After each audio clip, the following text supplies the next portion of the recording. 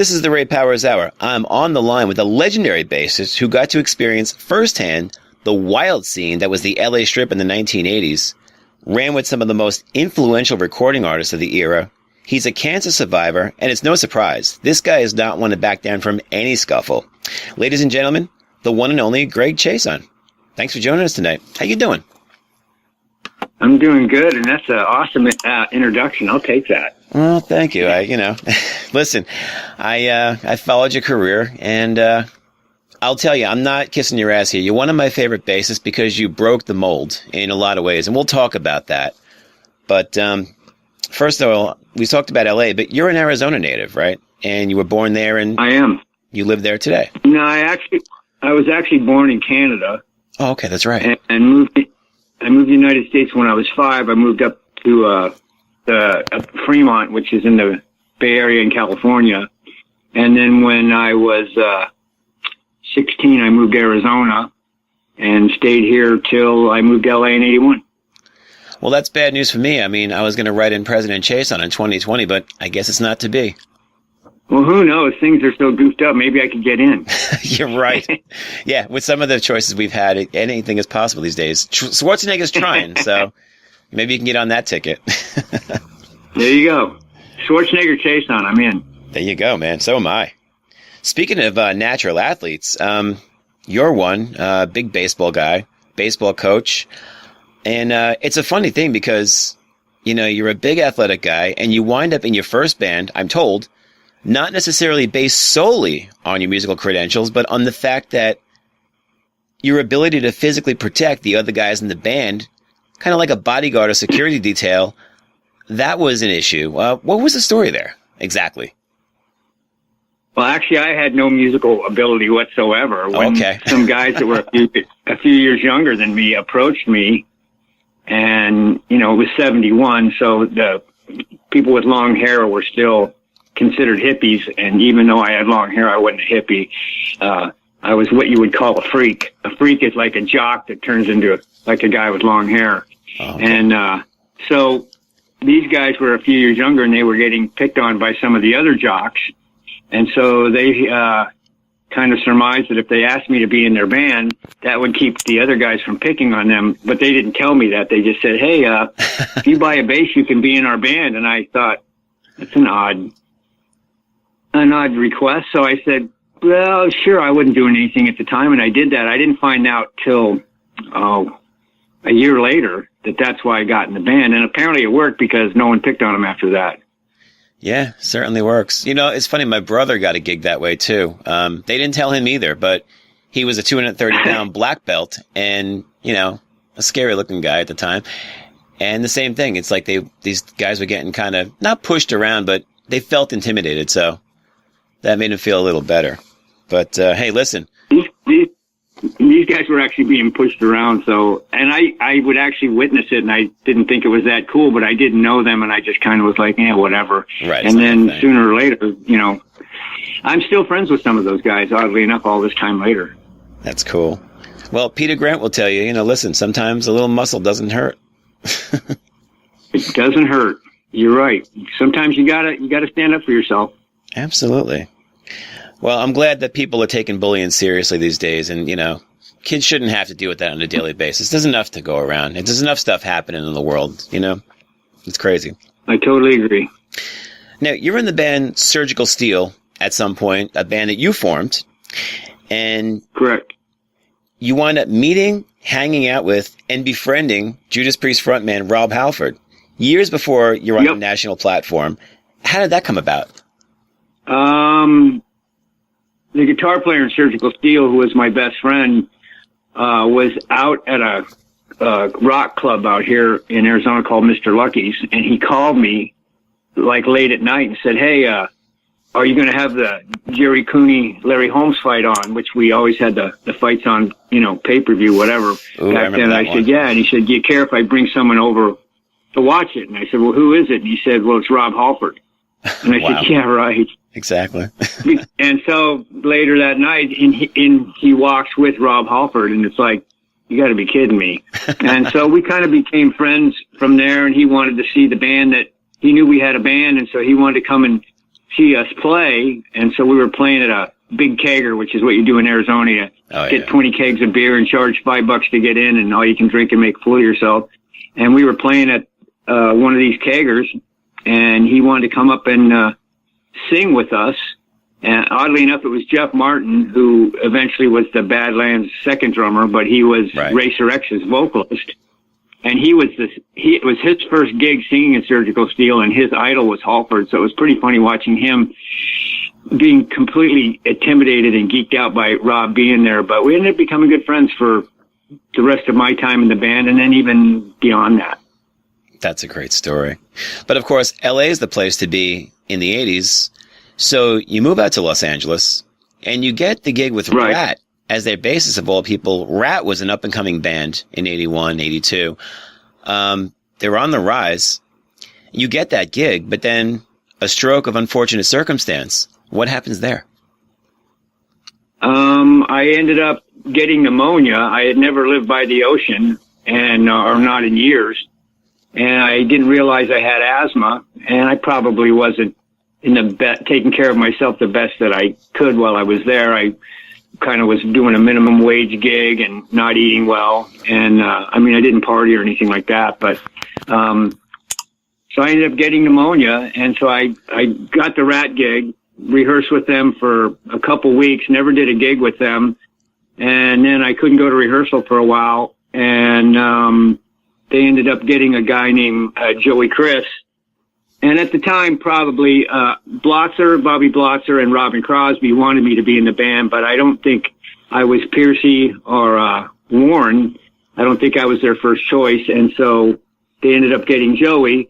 And then, at the time, I was told when I was in Rat that if, their first choice was Juan, and if he ever wanted to come back, he's playing in Dokken at the same time, that they would be, letting him come back in the band. So it probably turned out for the best, because if I had been in Rat and all of a sudden they get a record deal and all this stuff's going to happen, and boom, now I'm out of the band and Juan's back in, I'm sure I wouldn't have been very happy about it. So things kind of worked out for the best. It's funny because Joey Cristofanilli was there long enough to co-write Wanted Man. He's credited on that song. Yeah. Joey's a great guy. He's a good bass player. He was a friend of mine when I was there. We were good friends. I would see him out and about. The funny part of this is Juan would had a pretty contentious history while he was in Rat. There was always it always seemed to be the rest of those guys against Juan, and Juan wasn't really one to go with the program, I guess. Right. And so I got a phone call on at least 3 separate occasions from Blotzer or from Robin saying, "Hey, learn all the material. We're going to fire Juan, and we want you to be in the band." Because by the time Rat was on the road, I had gotten in Steeler with Ron Keel, and they would come out and see the band, and they had actually never seen me play live. And then when they saw me play live, they Piercy and Warren thought that, oh, wow, this guy really, has the stuff. And so I think at that point, had something ever happened with Juan, that I probably would have ended up in the band. But I think Juan would get just at the very edge where he might have been in trouble. There was one point where he was going to join Ozzy. Right. And Rat was out with Ozzy. So I think I might have got the gig, and things always turn out for the best, I guess. Absolutely. I don't believe in accidents. I don't believe in happenstance. I believe, things are in place for a reason. I like to think so. I think so. And speaking of Ozzy, he wasn't the only one who auditioned for Ozzy. You answered an ad, I think at the urging of a friend. I know they were doing an MTV thing where they made it very public. They were looking for a bassist. And it was funny because you received a call. Now, I know this story, but it's a great story. You have to tell this story about the woman who called you in response to this audition. What basically happened is they had a thing on MTV to send in your photo and your photo packet and your tape and all that, and they were going to pick from that, and I wasn't even going to do it. And a friend of mine, Ross Halfin, who's a photographer, real well-known photographer, he kept telling me I should do it, and Bobby Blotzer kept telling me I should do it. So I just kind of begrudgingly did it, and I sent in kind of a half-ass little bio and a half-ass tape. And come to find out, they liked it. So I get a phone call one day, and it's like, hello, Greg, it's Sharon Osbourne. We'd like you to come and audition for Ozzy. And I'm like, screw you, Blotzer. And I hung up on her. Yeah, it gets stuffed. So she called back again and she said, no, Greg, it really, really is Sharon Osbourne, and we got your package and we'd like you to come and audition for Ozzy. And I'm like, God dang it, Blotzer, shut the hell up. And I hang up on him again. Twice. And then she called back a third time and she said, it really is Sharon Osbourne. If you hang up again, I'm not going to call you back. And I went, okay. And it was Sharon Osbourne. And they said, we want you to audition for Ozzy. And I thought they were auditioning in L.A. Right. And I said, okay, where and when? And they said, well, we want to fly you to England. And I've never been to England. And I went, yeah, and I don't like flying. And I said, yeah, I don't know. And I had heard at the time that Jake wasn't in the band. And I didn't really know Jake then. I'd met him a couple times, but I'd seen him play when he was in Rough Cut, and I thought he was the best guitar player I ever saw. So part of my motivation for wanting to even do it was just the fact that I would get to play with Jake. And so I said, well, I don't know. I heard Jake's not in the band. And she said, no, Jake's in the band. I said, well, I don't really like flying. I said, I don't really like London, which I've never been there. I was just trying to make an excuse. And she said, well, you'll actually only be going over to London for a second, and then you'll be catching a plane up to Inverness, Scotland, and we're going to do the auditions up there. And I said, Inverness, isn't that like by Loch Ness? And she said, yeah. And I said, I'll come out there if someone will take me to see Loch Ness. So here I am, nobody, beyond nobody. Hardballing Sharon Osbourne. I'm hardballing negotiating with Sharon Osbourne about the chance of a lifetime to go audition with Ozzy. So I ended up flying out there and was there for 21 days. And they did take me to see Loch Ness, which was great. And I didn't get the gig because Ozzy, you got to remember, it was the MTV 80s, and he just didn't think I had the right look. Now, the rumor is that I showed up for the audition in sweatpants, which is complete nonsense. I don't even know how that got started, but I showed up and met him. He didn't come out till about 5 days after I was there. And as soon as he looked at me, he shook my hand and he told his guy, he doesn't look right. Get him out. He looks like Charles Bronson in The Mechanic. Get him out of here. And Jake said, well, we just spent a bunch of money flying him out here. Don't you want to at least hear him play? He's really good. So Ozzy said, while I'm standing there, okay, let him play a song and then let's get him out of here. Oh, my God. So I ended up staying for 2 more weeks. I know they liked the way I played. It's just they didn't think I looked enough. And Phil Soussan got the gig eventually, and, you know, Phil has that look. I don't make any bones about it. I don't look like your 80s MTV rock star. There's no way around it, and there's nothing I can do to change that. No, you're essentially passed on because you don't have the dimples in a 28-inch waist on a 127-pound frame. You know, the problem is you were an alpha male way before it was fashionable on a rock stage. Well, if this had been the 90s, I would have fit right in. I mean, I was about almost 6 feet tall and weighed about 205 pounds with a 31-inch waist. So I was like this big buffed out dude that there just wasn't that many guys that looked that way. You know, in LA in the 80s, they all looked like, I met Randy Rhoads one time, before I moved to LA. I met him when he was with Ozzy here, and I couldn't believe how tiny he was. I mean, his arms were the size of my wrists, and his waist had to be like a 24-inch waist. I never seen anyone that tiny, and I remember thinking, if I go to LA, how am I going to get a gig? I don't look anything like these guys. And when I got to LA, I didn't look anything like those guys, and believe it or not, it actually had, there were some repercussions of that. I would go meet people and they weren't that interested because they just didn't think that, they didn't care whether I could play. Right. I didn't have the look. I mean, and, you know, to each their own. Again, I didn't get Ozzy, but, Ozzy had a reputation of being really mean to his bass players. Really? And kind of doing like dirty tricks to them. I probably would end up killing him. Can you imagine? That's how you get famous. I killed Ozzy Osbourne. He would go up if he was mad at you, and when he'd go to shake your hand, he'd headbutt you. Oh my God! He said it's called a Birmingham hello, and he'd headbutt you in the face. And that would have happened one time. I'd have just beat the crap out of him. He wouldn't have survived your beatdown, Greg. No, he wouldn't have. And it's like you said, things happen for a reason. I'm sure that would have ruined whatever career I was going to have.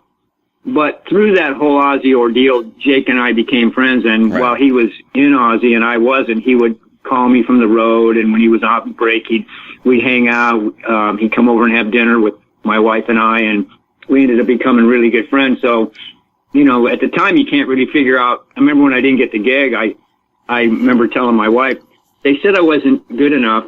I could practice and get better. Right. They say I'm not cute enough.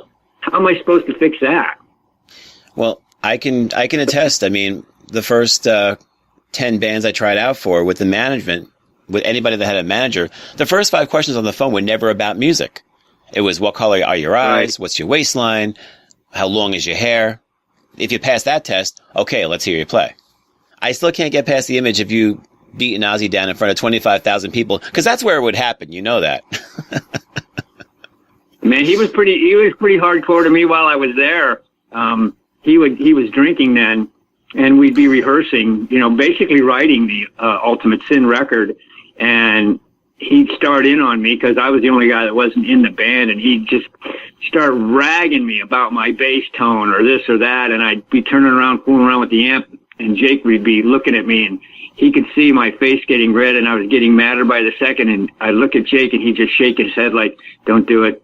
Don't do it. I know what you're thinking. Don't do it.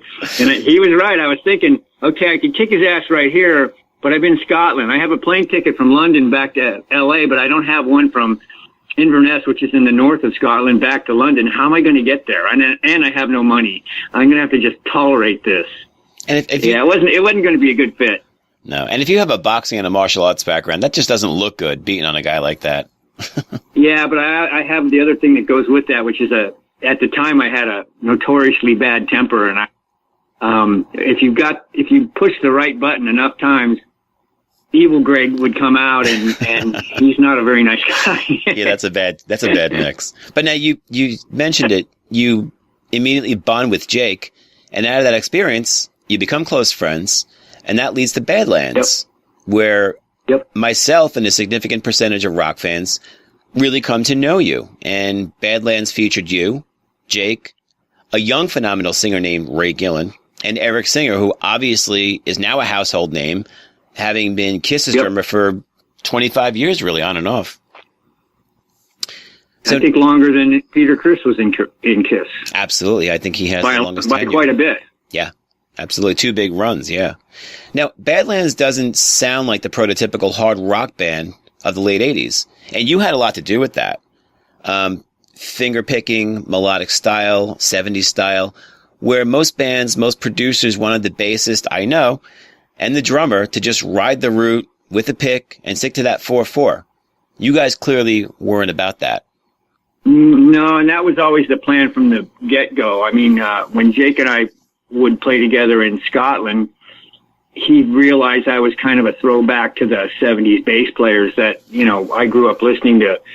You know, in the 70s, everyone kind of played with that style you're talking about, that kind of melodic, John Paul Jones, John Entwistle. Chris Squire, sure. Felix Pappalardi, Chris Squire, Greg Ridley, Tim Bogert, that whole kind of thing. And in the 70s, I would have just been like one of those guys. In the 80s, I always say this, I've said it before in other interviews, AC/DC came along and changed the way that bass and drums was approached from that point on. Everyone wanted a real simple drummer. I mean, some AC/DC songs, you don't even hear him hit a cymbal.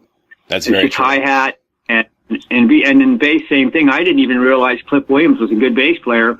I mean, how good of a bass player he was till I heard something he had done before he was in AC/DC, and the band was kind of progressive. And so I have to give him a lot of credit for being able to be patient enough to just sit there and play that way, because I could have never done it. If AC/DC had wanted me to be in their band, I probably would have had to say no before I even went to the audition, because I just can't play that way. Yeah. You know, Badlands was all about this kind of 70s vibe, and Eric wrote brilliant drum parts to go along with all the great stuff that Jake wrote, and Jake gave me free rein to do whatever I wanted, and as long as it made sense, which it normally did, which is just another part of the way him and I kind of bonded. And you were talking about Ray. He's the best singer of his generation, and he's the best singer of a lot of generations. I've never heard anyone like him since then. Yeah, it's amazing stuff. And I'd love to play a track if we could take a little break. I love the original album. I never owned Dusk. I need to go get that. Now it's all over the internet. You need to go get it because it's basically a live in the studio, no overdubs, everything one take, no rhythm guitar during the solos. If you want to hear what the bass and drums and everything sounds like with the guitar on that, that's the record to hear. Absolutely. But I have to say my favorite is Voodoo Highway. I just felt like that was really, like the first pass was great, but then you guys really hit your stride. And I believe, you had, truer tones and you kind of had more of I would think more of a leverage. So it felt like you did things more in your own terms at that point. Well, by that point, we knew what we wanted. We had done the first record, and the first record was just kind of steering us into the direction of the second record. But the important thing is we got rid of Paul O'Neill, right, who was our manager at the time and was in the studio with us and got a production credit on the first Badlands record, which is, whatever. But at that point, we were kind of left to our own devices, and Jake produced it. And, Jake should have really produced the first record, on his own because he had a better vision of what he wanted his band to be like. And so when we did Voodoo Highway, he produced it exactly the way that he heard it in his head. And for me, it was great because I actually heard it the same way. And by then we had changed drummers, who I think Eric's a great drummer, but I think Jeff is a completely amazing drummer as well. And Jeff and I go back to high school together. So I just think we really hit our stride on that second record. Wow. Well, let's play a track off that. How about Love Don't Mean a Thing? My favorite. There you go. See, I knew we'd bond as bassists. I knew it. All right, this is Love Don't Mean a Thing off of Voodoo Highway. My guest, of course, Greg Chaisson of Badlands on the Ray Powers Hour on the New Visions Radio Network. New Visions Radio. This is the Ray Powers Hour. That was Badlands. Love Don't Mean a Thing off of Voodoo Highway. And on that record, one of four stellar performers, Greg Chaisson, the bassist. That's my favorite, and I have to say a very close second is the James Taylor cover of Fire and Rain. Yeah.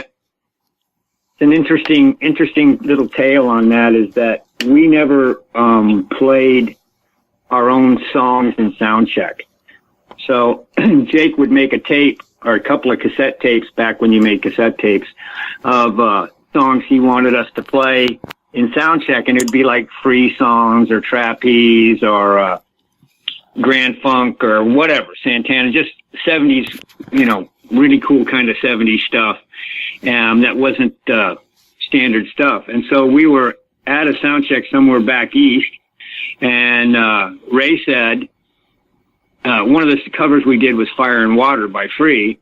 And Ray said, let's play Fire and Rain, meaning to say Fire and Water. Oh, wow. Well, as soon as he said Fire and Rain, Jake started playing it, and Jeff and I just fell into it. Yeah, why not? And it kind of sounded like the way it ended up on the record. So we played it for about a week at every sound check, and then we realized we better stop before one of the bands that we were opening for decided to put it on their next record. So we quit playing it, and we ended up putting it on that second record. And to be honest, if that had come out as a single, I think that would have pushed that record over the edge. So, but it's a great track. I like it. James Taylor didn't want us to record it. He sent a letter. Really? After he'd heard it. Yeah, he heard a copy of it when we recorded in the studio. Somehow he got a copy, maybe because of the publishing rights or something. Yeah. And he sent a letter to our managers asking us not to record the song that way, that it meant too much to him. It was a very personal song. So, of course, we said, yeah, right, and recorded it anyway. Talk about marches to the drummer. I like it better than his version. Well, we might be a little biased, but yeah. Hey, listen, if anything, maybe. I mean, it's flattery, and I think, I would be honored if I was him, but who knows what goes through someone's mind. Yeah, well, he spent time in the nut house at one time. Maybe he never got over that. I don't know. I think we should all do a stint in the nut house, personally, but... I think anyone that's been in a band from the 80s has done a stint in the nut house. Good point. Touché. Wow. Well, so now after Badlands, aside from some session work and a brief reconnection with Jake in Red Dragon Cartel, you pretty much retire from the business to raise a family. And I can directly relate to that with an 8-year-old daughter. No regrets, I imagine. You've got a beautiful family. None. No, I wouldn't think so. And, I'm relegated to 30 dates a year on the East Coast. And, if I'm not home at night, it's the next day. And even then I start missing my daughter. So I know I made the right choice. And, after raising two kids, I mean, you have to just realize, wow, I wouldn't have gotten this back. We saw a lot of our friends and pro athletes go through it. People who live on the road go through it. Now at least you have Skype, but back then it was a payphone. And you just really were disconnected from your family. Right. Yeah, I couldn't, I didn't want to, I always wanted to be a dad. And, my feeling was you only get one shot to do with each kid. You only get one shot to do it right. Right. And, I wanted to be there to, be part of that. Both of my kids are athletes. My son was a baseball jock all through school, and played 4 years of college baseball, and actually turned down some offers to play minor league pro ball because he's now a school teacher, and that, he didn't think he could have made it all the way to the major leagues, although he throws a 93-mile-an-hour fastball, so wow. He'd be in the neighborhood. But he felt the calling to be a teacher, and he has no regrets to giving up his baseball career to become a teacher. And my daughter is in her first year of college. She played softball and badminton. And she is an assistant coach at the high school she went to for the badminton team. So, I'm not 100% sure if all that would have happened as far as, them pursuing athletics if I had been on the road 6 to 8 months out of the year. That's very true. I had an influence on it. You probably got out at the right time, like you said. Hard to think anything was an accident at this point. I'd say the one thing that might have been different is if Ray had lived, there's a possibility that Jake and him and I would have done some form of Badlands reunion, earlier than Red Dragon Cartel. I mean, I would get offers, and so would Jake all the time. And Jake and I have always remained, we have a friendship still, and we did all through that time.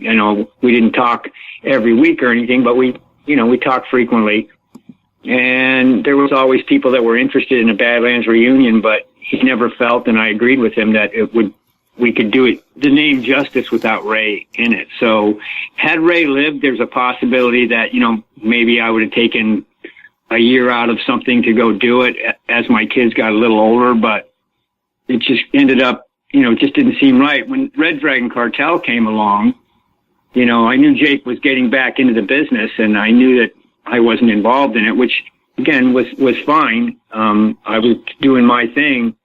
But then when he asked me to do it, my kids were old enough that they had never seen me play they'd seen me play in like cover bands or whatever, but they'd never seen me play in that setting where it's an original band that has some history, blah, blah, blah.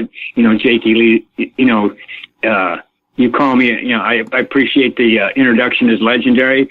Jake's a real legend, and to get to see Jake on stage, he's like one of the best showman guitar players I've ever seen. So I wanted my kids to be, one of the reasons I joined Red Dragon Cartel, besides just the opportunity to play with Jake again, was I wanted my kids to see me play in that setting, and they got to see that. And it's funny because, I had people that knew me during the 80s and 90s, but I was kind of out of the loop, and that was fine. Then when I got back in Red Dragon Cartel, the whole social media thing didn't exist back then. Now all of a sudden it did. Right. And, the whole Facebook and Twitter and all, I was kind of amazed at how that kind of took off. Yeah, it really changed a lot of things. And, with the collapse of the record industry, thank God bands still have a way to get their music out there. So, unfortunately, monetarily, it's not working out the same way, but at least it's something. It's a way to get it out there. Yeah, it's pretty bad. If you're in it for the money, if you were in it for the money in the 80s, you probably had a shot. If you're in it for the money now, it's so screwed up with all the free downloads and every other blah, blah, blah thing. It seems really difficult to me. Yeah, you really have to, literally strike it rich and, hit millions and millions of views on YouTube and streams. And yeah, I know it's a rough go. I know that a lot of bands, and Red Dragon was no different. They do a meet and greet thing, and you pay to be part of that meet and greet. And I know a lot of people don't like that. And you know what? All the bands that I know, and I have some friends in the business still, wish they didn't have to do that. They wish that they could just do a meet and greet like they used to do it back in the day. Sure. But the money is so bad, and you're not getting paid for your recording, that sometimes the only way you can keep a band on the road is by the extra money you make in the meet and greets to pay for the hotel at the next town. I mean, in a perfect world, it would be the way it used to be, but you almost have to have the paid meet and greet to keep it going. Now, you know, these bands that are charging $1,000 a pop, that's insanity. But, you know, what Red Dragon was charging, which was pretty small, that was kind of paying our hotel into the next town. Right. And I mean, it's hard now. Yeah. It's hard to be on the road now. Sure. And I mean, fans even understand nowadays, like, you know, Kiss has to charge $100 a ticket. Maybe Kiss is a bad example because they have a lot of money, but anybody who's playing, you know, theaters to arenas, ticket prices have gone up, and that's the only way that you could survive out there. That, merchandising, and like you said, these special VIP tickets. You got to realize that most of those arenas that are charging those prices, that's the arena charging the prices. The band isn't making the lion's share of that money. The That's arena true. And the promoter is. It's not. We're not talking Led Zeppelin where Peter Grant Zeppelin was making half. Exactly. No one gets half. Maybe Kiss does, but very few. I when I was in Red Dragon Cartel, we played at the Whiskey, and it was a sold-out show there, which is really great because my kids got to go to that. Wow. And it's an iconic place. But we did a meet and greet there that was real big, but the Whiskey made us give them half of our meet and greet. Wow. We had to pay them half of whatever. So say we made $2,000, and I don't know what we made. They got half of it. And that's just the price of doing business. It's true. And in LA, that's how it goes. I know. You know, pay to play is still the way. But it's all perspective because, you know, you wake up every day and it's a gift. You beat cancer. I did. What was that all about? Because, I mean, I have to admit, you know, I blinked and I kind of missed it. And what exactly happened? Well, the timeline is I probably had cancer before I got in Red Dragon Cartel. I just didn't know it. And so when I got in Red Dragon Cartel, I was actually sick. And I don't get sick. I don't drink. I don't do drugs, blah, blah, blah. And I'm pretty healthy. I'm still I still, at the point, was still lifting and all that stuff. So I was sick for the whole tour. And as a matter of fact, when we played at a club in New Jersey, Mexicali West, I actually passed out after the show. Oh, wow. And when I got off stage, which had never happened to me, ever. And that was probably my cancer. So I kept going to see nurse practitioners because my insurance wouldn't let me go see an ear, nose, and throat guy. And I kept complaining that I had an earache and an ear infection, and I had a hard spot on the back of my tongue. And they kept saying, oh, just take this allergy pill, just this and that. So what happened was in the spring around March, the end of March, I knew I wasn't getting any better, and I couldn't eat. I couldn't keep any food down. So I quit Red Dragon Cartel. But under the guise that I just couldn't do it. I didn't really I said I needed to take care of some stuff, some family stuff, and I really wasn't giving anyone an honest answer because I wasn't sure myself exactly what was wrong with me, but I had done some research on the internet, and I guessed that I had possibly had cancer because my lymph nodes were swelling up on my neck, and I thought maybe I had throat cancer. Well, finally, in early April, I actually got diagnosed correctly by an ear, nose, and throat doctor, and by the time it was diagnosed, I had stage 4 tongue cancer. Wow. And I had 8 months to live. If I wasn't going to go get surgery right then, end of April, by the beginning of May, if I wasn't getting surgery right then, I had 8 months to live. And they said, you have to go in. So a week later, I went in and had surgery. And I called Jake and said, hey, look, here's the deal. I have stage 4 cancer. I don't know if I'm going to survive it or not. Doesn't look good. Well, when they did the surgery, they found out it was early stage 4 cancer. And, I had the surgery, and then from July until October, I had 41 doses of radiation in my mouth and 15 doses of chemo, and managed to survive it. The odd part is that had I not figured it out. If I had went on the road with Red Dragon Cartel, I would have done that tour till October of 2015, and I wouldn't have stopped to get it checked out all the way, no matter how bad I felt, because I wouldn't want to slow the tour down, and I would have been dead by the spring. So again, we talked earlier about things happen for a reason. It actually kind of killed me in a way and pardon the pun, to quit Red Dragon Cartel, because I really liked the band. I thought Darren was a great singer. I liked Jonas, thought he was an excellent drummer. And Jake, for lack of a better word, is my musical hero. And it was just a great band. The reviews were great, and I had to quit. But had I not quit, we wouldn't be having this conversation right now. Absolutely. And thank God that things happened the way they did. And today, you're running a great music shop in Arizona. And if you could plug it if you'd like to. It's called Bizarre Guitar and Drum in Phoenix, Arizona. It's a 6,000 square foot guitar and drum store, mostly guitars. We have anywhere from 1,300 to 1,600 guitars at any given time. And we carry, Fender, Gibson, Martin, Taylor, Rickenbacker, Gretsch, Eastman, Pearl, Zildjian, Paiste, all that stuff. And we just were the Guitar Store of the Year in Phoenix for the second year in a row. So I'm really proud of what the store does. We have a great owner. It's a woman who's a really good friend of mine named Susan Alexander. And she kind of lets me do what I want in the store. And we've been very successful the last 2 years, and I'm having a good time with it. See, and that's all you can really ask for. Now, what about new music? Anything out there on the horizon? I have a band called Kings of Dust, which features Michael Beck, who was one of the singers in Red Dragon Cartel when they kind of did the merry-go-round of singers there for a while. And him and I've had this band for a while. We have a great guitar player named Ryan McKay and a great drummer named Jimmy Taft, and we're going to go in the studio the first of the year to finish recording our first record. And I'm doing a project, a band called Blindside Blues Band, who I played with.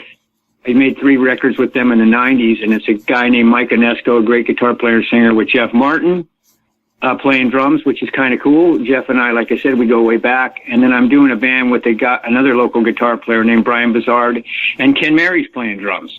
So Ken Mary, I'm lucky I get to play with really great musicians, and all 3 of these projects should be coming out sometime next year, and it's going to be pretty groovy. Well, new music from Greg Chaisson is a good day in my book. And well, by the way, I have to compliment you. You're one of the few people that ever pronounced my name right out of the gate. Wow. That's just awesome. Well, I appreciate that.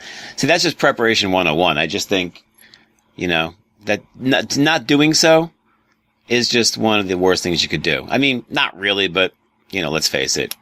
It doesn't take that much effort. Even if you're not sure, hey, how do you pronounce your name?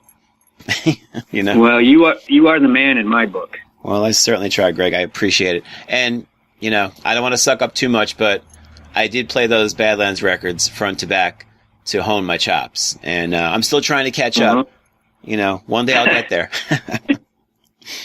Well, I appreciate that. Thank you. Well, Greg, I could talk to you all night, but I have great shows in back of me. I have one last question.